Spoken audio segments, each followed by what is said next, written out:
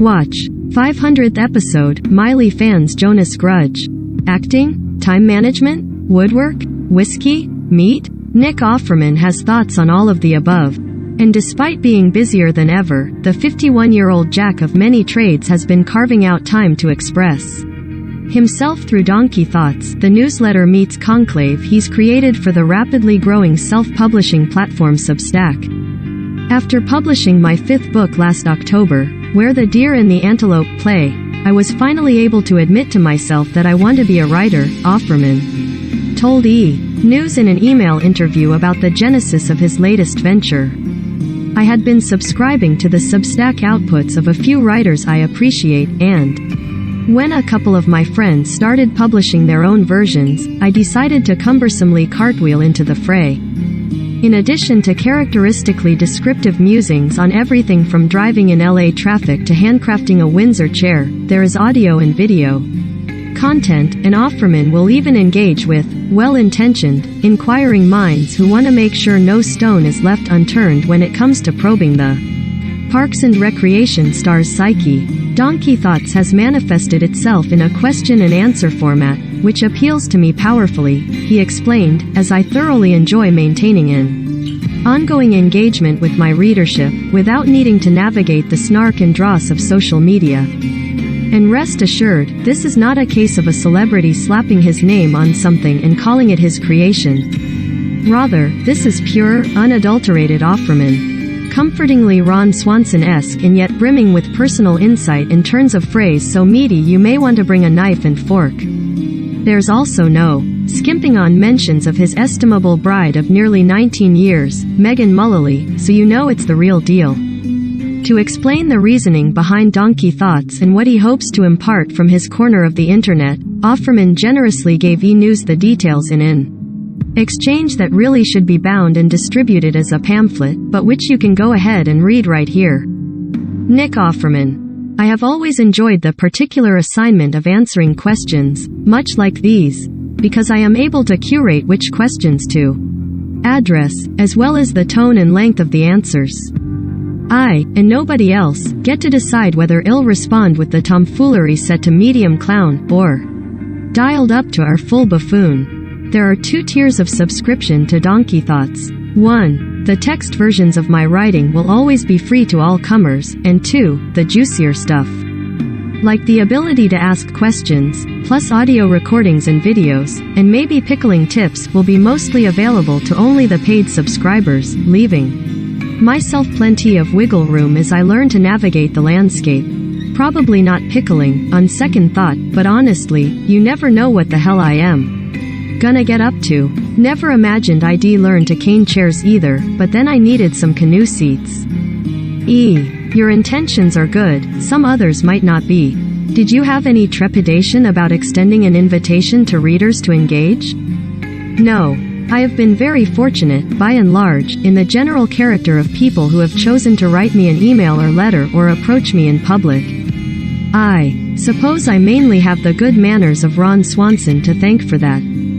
Folks are very respectful and deferential, with the occasional jerk or troll, of course, but I can usually handle any such provocation pretty neatly by ignoring them or avoiding confrontation by instead offering a more moderate conversation. Part of my overall stance is promoting the idea that we should all get along, and attempt to behave like good neighbors to try and achieve that end. Was this long in the works or a more recent idea? No, it developed pretty recently. I relish the opportunity to write a little more regularly than just my books, and by soliciting questions from my audience, I am able to lean on their prompts to consistently kick me into gear so that the onus is not solely on me to generate new material every week. By committing myself to this consistent embrace of engagement, I will then stand a better chance of maintaining the attitude of a student and hopefully continuing to inexorably elevate my own attitudes above the jackassery with which Mother Nature blessed me. What sort of writing environment do you prefer? Do you have a routine? No. I prefer a screened porch on a small log cabin overlooking a pine-forested lake in northwest Minnesota, say 60 degrees Fahrenheit with a decent breeze blowing the generous cumulonimbus macaroons ponderously across the sky. I have actually had the pleasure of enjoying this exact environment for a few disparate weeks off writing assignments over the years, but as a traveling flam artist, the vast majority of my typing has occurred wherever the fates have dropped me for the night. Hotel rooms, airplanes, airports, airstreams, Airbnbs, Arizona, Aragorn's air mattress, shish. As for a routine? Not really, no. The other spinning plates in my life, like acting jobs, touring, administrating Offerman woodshop, training for making rigorous love to my wife, then actually getting after it, then recovering from our couplings, leave me little regularity when it comes to the weekly, monthly, yearly calendar. It's an absolute grab bag of pursuits, year in and year out. Too many fun jobs. This is what we refer to as a champagne problem in our house. As in, tearfully, plaintively mewled, Maman. My diamond slippers are too tight. While promoting your latest book, you talked a lot about kindness and wanting to put something out into the world that was a break from the noise. What are some of your restorative habits that help you stay sane and centered? No. I am afraid the term restorative habits makes me ruefully chuckle with self-deprecation, as it just brings to mind of my own idealized paragons of centeredness and calm, steady success, like Eckhart Tolle, Ava DuVernay, Elrond, Robin Wall Kimmerer, Charlotte the Spider, Rebecca Solnit, David Byrne, and such like. Then, in that terrific and unrelenting way we humans constantly judge ourselves, I am immediately reminded of all the ways in which I am not living like them, or adhering to my most holistic life. Then I take a deep, steady breath to maintain my equanimity, as I regularly do, and realize that sipping sweet, substantial draughts of air is, in fact, a restorative habit. Ha ha, suck on that, Marie Kondo.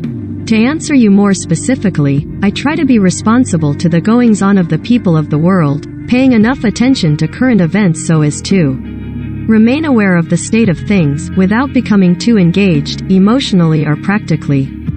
Because, no matter how loud I might try and get on social media, for example, I don't believe I can do all that much good in that echo chamber.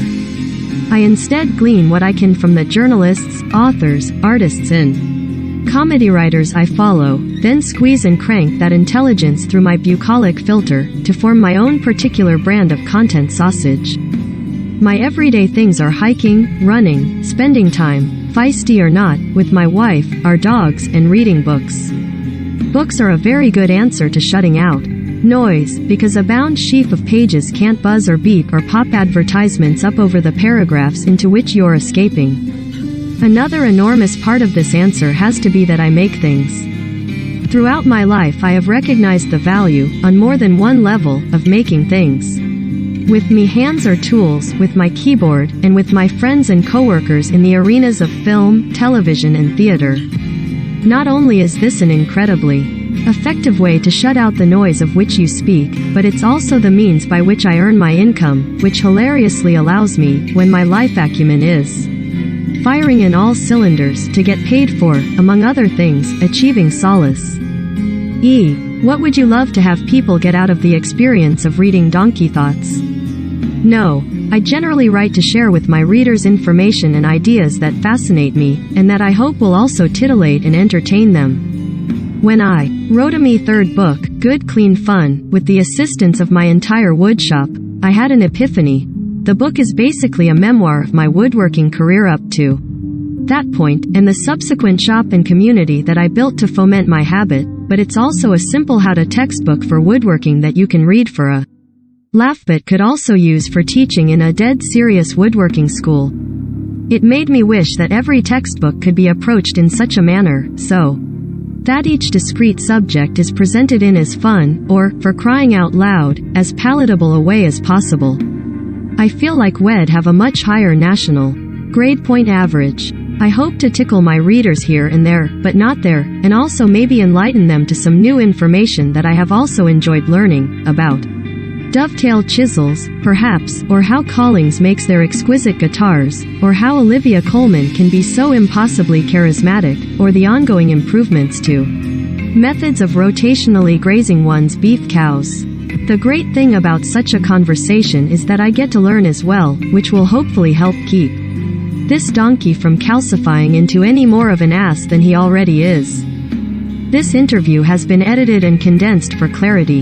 Your curiosity appropriately whetted. You can find Donkey Thoughts with Nick Offerman here.